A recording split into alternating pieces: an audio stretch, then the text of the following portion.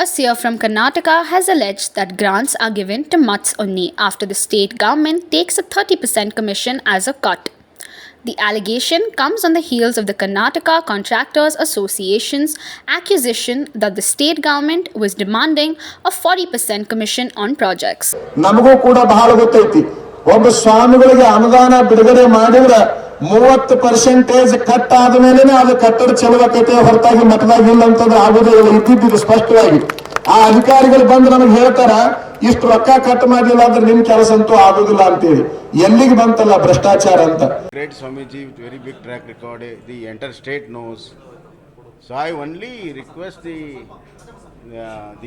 His Holiness to give the entire proof who has paid, for what purpose he has paid and whom he has paid. We will certainly inquire and go to the depth of it.